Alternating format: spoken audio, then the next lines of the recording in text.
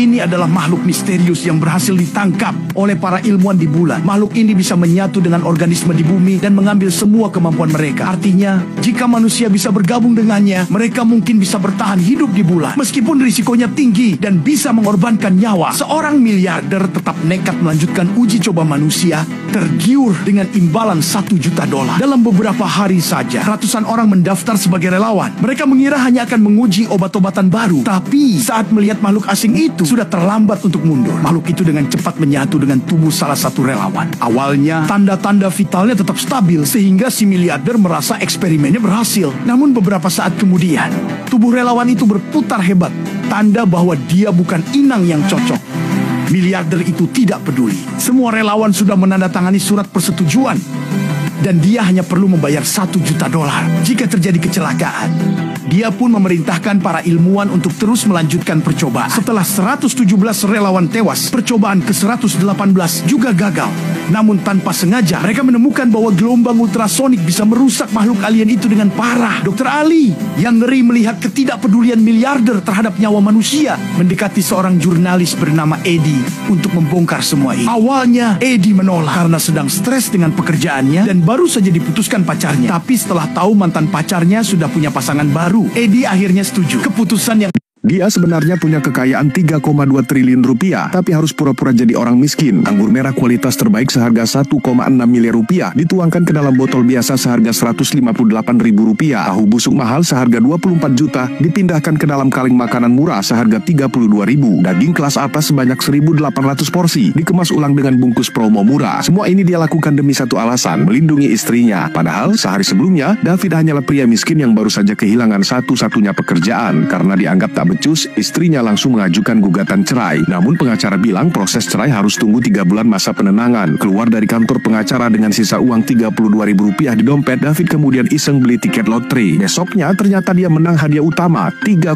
triliun rupiah. Sayangnya penasihat keuangan bilang kalau David bercerai sekarang, dia wajib menyerahkan separuh kekayaannya 1,6 triliun rupiah ke istrinya. Satu-satunya cara biar tidak berbagi harta yaitu pura-pura tetap miskin. Tapi menyimpan uang sebanyak itu tanpa bisa dipakai itu rasanya sangat menyiksa. Akhirnya dia belanja diam-diam, beli jas mahal, jam tangan edisi terbatas, dan berbagai barang mewah. Rasanya sungguh menyenangkan. Tapi ketika dia menoleh dan melihat keluarga sahabatnya datang, David langsung panik. Dia buru-buru bersembunyi di toko perhiasan dan memohon ke pegawai toko agar tidak membiarkan mereka masuk. Melihat gaya David yang tajir, pegawai toko pun bilang ke keluarga sahabatnya kalau tokonya tutup. Mereka bingung kenapa toko bisa tutup di siang hari. Sebagai ucapan terima kasih, David pun membeli sepasang anting kecil. Pulang ke rumah, semua barang mewah disembunyikan di gudang. Lalu makanan dan minuman mahal itu dikemas ulang dengan label murah. Setelah semua selesai, David akhirnya bisa menikmati rasanya jadi orang kaya. Tapi dia tidak sadar, semua kemasan palsu itu akan jadi masalah besar nantinya. Saat itu juga istrinya pulang. David kemudian buru-buru lompat ke sofa dan melepas semua baju mewahnya. Waktu istrinya melihat dia, David sudah telanjang. Sang istri cuma merasa dia agak aneh, tapi tidak curiga. Dia malah mengenalkan David ke tempat kerja barunya, yaitu sebagai pegawai minimarket. David terpaksa menerimanya agar tidak ketahuan. Tapi dia tidak menyangka bos di minimarket itu adalah musuh lamanya yang langsung mempermalukannya di depan umum. David cuma bisa menahan malu demi uang 3,2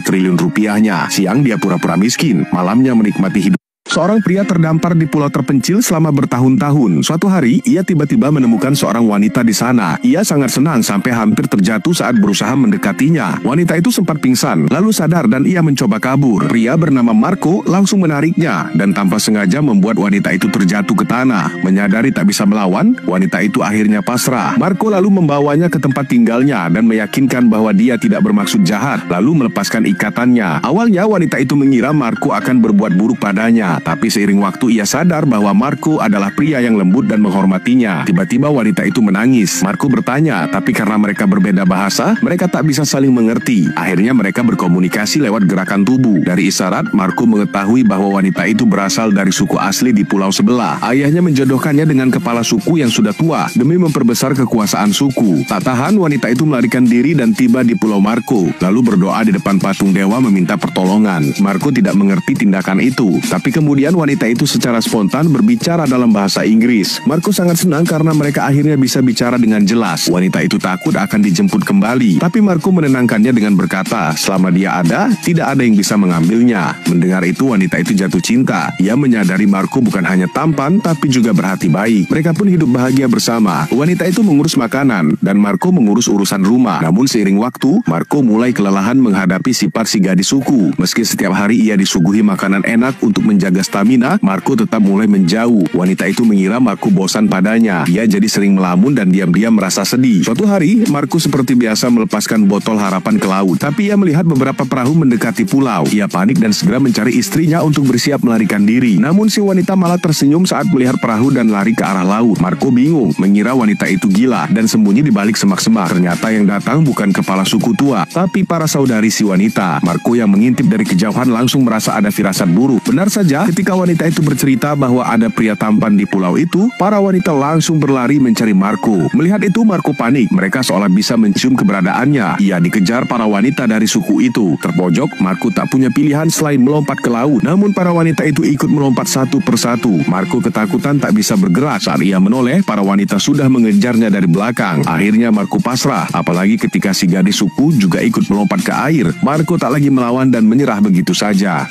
Awalnya, seorang tahanan hanya berniat mengukir namanya di dinding sel. Namun, tanpa sengaja, ia malah mencungkil sepotong batu. Tak disangka, dinding sel itu ternyata telah lapuk dimakan waktu. Batu yang dicungkilnya langsung hancur menjadi serbuk. Begitu ia remas, dari situlah muncul ide untuk kabur dari penjara. Setiap malam setelah lampu dipadamkan, Bambang bersembunyi di balik poster dan diam-diam menggali lubang di dinding. Keesokan harinya, saat waktu olahraga di lapangan, ia menaburkan pasir dan lumpur hasil galian semalam ke tanah. Menyamar sebagai kotoran biasa, waktu terus berjalan.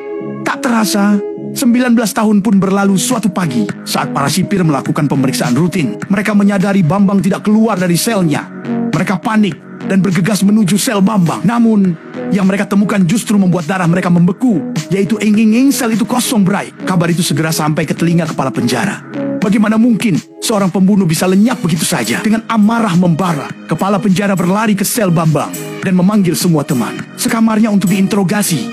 Namun tak satu pun dari mereka tahu bagaimana Bambang bisa melarikan diri saat sebuah batu yang dilemparkan mengenai dinding. Anehnya batu itu tidak memantul. Kepala penjara yang mulai curiga menyobek poster di dinding. Semua orang terkejut. Di balik poster itu ada lorong rahasia ternyata. Bambang selama 19 tahun dengan sabar menggerogoti dinding penjara tanpa seorang pun menyadarinya. Malam sebelum pelariannya, hujan badai besar tiba-tiba mengguyur. Bambang tahu inilah saatnya. Lewat lorong rahasia, ia memasuki area pipa pembuangan di dalam penjara. Dengan bantuan deru guntur, ia menghantam pipa logam tua menggunakan batu dan berhasil menerobos keluar. Ketika para penjaga sadar dan mengejarnya, Bambang sudah jauh menghilang. Bagi kepala penjara, kehilangan satu tahanan sebenarnya bukan masalah besar. Yang membuatnya ketakutan adalah Bambang juga membawa pergi sesuatu. Sebuah meteor raksasa tiba-tiba jatuh ke bumi, langsung menghancurkan seluruh kota dan membunuh jutaan orang tak bersalah. Tapi itu belum yang terburuk, karena 18 hari kemudian akan ada meteor yang jauh lebih besar menghantam bumi. Dan kekuatannya cukup untuk memusnahkan seluruh umat manusia, karena ukurannya sangat besar. Senjata manusia tidak bisa langsung menghancurkannya. Namun, para ilmuwan menemukan ide cerdas. Mereka akan mengebor lubang sedalam 800 kaki di meteor itu, lalu memasukkan bom nuklir untuk meledakkannya dari dalam. Tapi pekerjaan sedetail itu tidak mungkin dipelajari oleh para astronot dalam waktu singkat. Akhirnya, mereka memutuskan untuk mengubah para pekerja pengebor minyak menjadi astronot. Sebuah tim dari platform pengeboran pun segera dikumpulkan. Namun, para ilmuwan tidak terlalu berharap banyak pada misi ini, karena kebanyakan dari mereka punya catatan kriminal. Kondisi fisik dan mental mereka juga tidak memenuhi standar minimum. Saat tes psikologi dilakukan, terbukti bahwa mental mereka sangat tidak stabil dan sebenarnya tidak layak untuk pergi keluar angkasa. Tapi karena waktu sudah sangat mepet, badan antariksa tidak punya pilihan lain selain melatih mereka secara darurat. Setelah 12 hari pelatihan intensif, mereka dibagi menjadi 2 tim dan berangkat keluar angkasa menggunakan pesawat ulang-alik. Namun, baru di awal misi, mereka sudah menghadapi krisis besar.